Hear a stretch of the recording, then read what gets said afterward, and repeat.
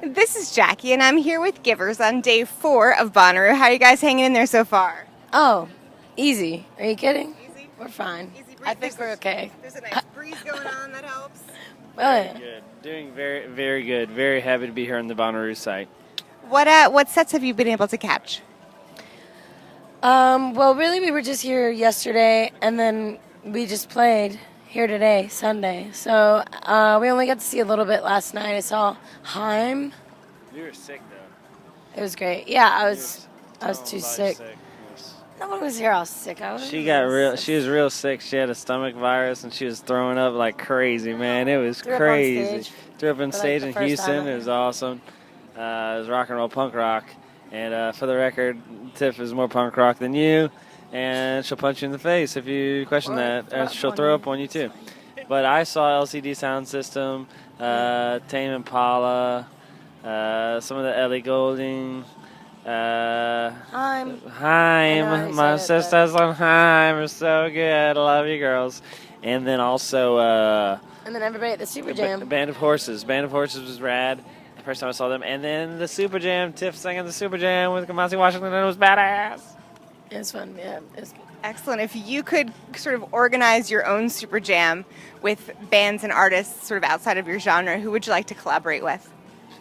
I mean, just like right off the bat, we would like throw in, we would pull one person from Louisiana, the deep South experience. Keith Frank is the Zydeco boss. Get some Zydeco. So not a lot of people might know him at this festival, but they should know him because he's one of the best musicians alive. So Keith Frank to join the jam, and then also we'd have on drums Stuart Copeland, The Police. Why not? Wow. That'd be good. And then we have Flea on bass. Is this your backing band? No, this is just the Super Jam. Band? We have two drummers, so Stuart Copeland and Danny Carey, Tool, on drums. And then, Bernie Worrell on keys. Just I'm going to bring the Heim girls back into this and just have all of them on stage. all of Heim on stage for the Super Jam. And maybe, with all respect, maybe a hologram of Dimebag Darrell. Very nice, very nice. So your release last year was New Kingdom. Describe your overall sound on that album for new fans out there. Just big. It's just like a large album. It sounds like a big mothership of funky, weird pop music. We took the ingredients that we liked from the first record, and we tried.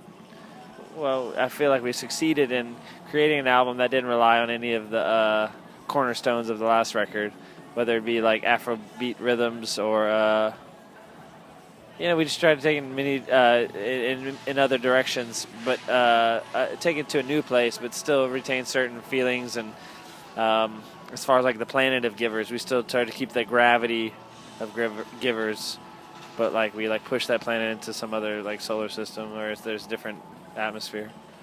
I know it's hard to choose, but if you could pick one or two songs that best encompasses the album's overall sound, what would it be?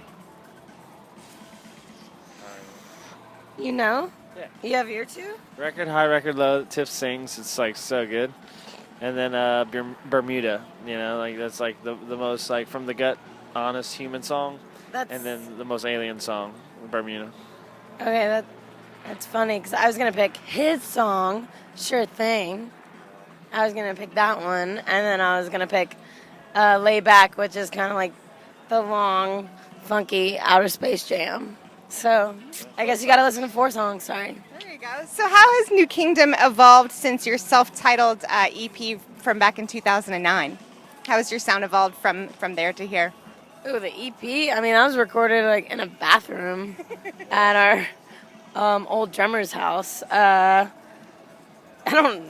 We didn't know what we were doing. Definitely experience. I mean, in a way, they were just demos, kind of, for us to get to the next step. I don't know. I mean, the evolution. I haven't heard it in a while. I feel like it's just a band that tries to explore different things. And if you listen to all 3 bodies of work, you just hear, oh, this band's doing this. oh, and they took it here. Oh, now they're taking it here. And I feel like this band will always go new places. And so, in what ways did we evolve? I feel like we just opened the door to new sounds. New sounds inspired new like production approaches and new writing techniques and new writing, just approach overall. Why is it important to experiment when you're songwriting and making new music? Because it would be boring, I guess, if you didn't. I'd, like, do the same thing over and over. And if I'm bored, then I'm going to assume the listener's going to get bored, because I want to hear, as a listener myself, I want to hear other people push themselves and kind of go into different places, personally. And a huge thing about experimenting is that you put yourself out of the comfort zone, and then once you're out of your comfort zone, you're in a place where you're most likely going to make a mistake or an accident, and those mistakes and accidents become beautiful things that you didn't intend on, and they're there, and it takes a different part of your brain to recognize them as like, oh, that's a keeper fuck up, you just get it right there, and then you keep it, and then it takes you in a different direction, if you listen to it like with the right set of ears. Well said. So how has living in Louisiana, and which is such a musically dense area, how has that sort of influenced your sound? Just look at her shirt. Look at this shirt.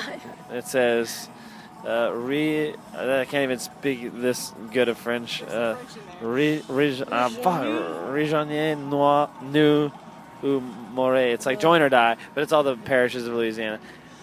The sound of Louisiana getting into our music, I think it just happened because it was all around us. And Lafayette, Louisiana, where we're from, is all about dance music and funky Zydeco music, and like everybody just sweating, just dancing all night. And so whenever we made the band, we were like, one of our side objectives was like, all right, yeah, we're gonna make these funky, weird pop songs, but we're also gonna try to get everybody dancing the whole time.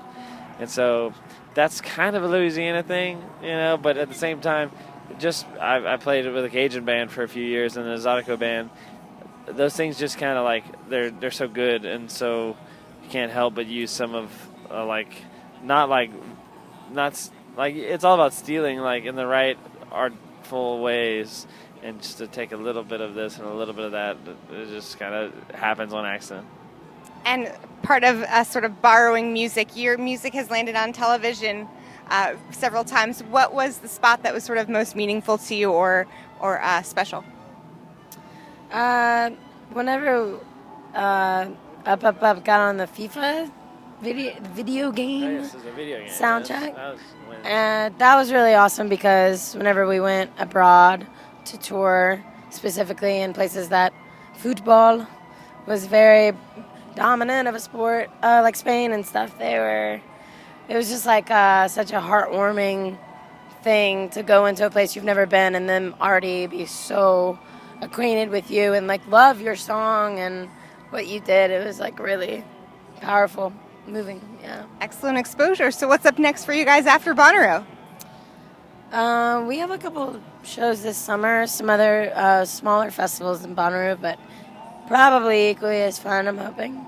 And then after that, we'll start writing the new record, the new Kingdom. More new stuff. Stay tuned for much more from Givers. This is Jackie. Thanks to In the Key of Change and Chorus.fm.